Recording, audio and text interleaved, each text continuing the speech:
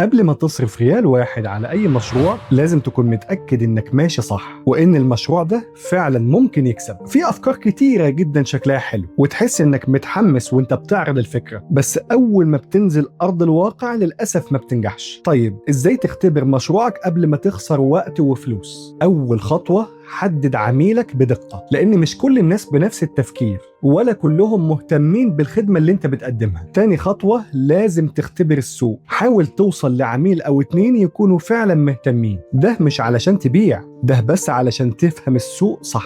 ابدأ اسأل واستفسر ايه المشكلة اللي بيواجهها، ايه اكتر حاجة بتسبب له ازعاج. بعد كده اعرض عليه حل بسيط واللي هو فكرتك، وشوف هل مستعد يدفع، ويا ترى مستعد يدفع كام. لو لقيت تفاعل وفي ناس مهتمة فعلا يبقى انت كده جاهز تبدأ. ولو اكتشفت ان في حلول بديلة بتوفر للعميل اكتر من الخدمة اللي انت بتقدمها وكمان مطلوبة في السوق عن الخدمة اللي انت بتقدمها، انت كده تعمل ستوب، وبكده تبقى وفرت على نفسك خسارة وقت وفلوس. في الحلقة اللي جاية هقولك ازاي تبدأ صح وتبني جمهورك من اول خطوة. انا احمد طلبة، ولو حابب تبدأ مشروع صح وتفهم البيزنس من غير تهور تابعني. بالتوفيق.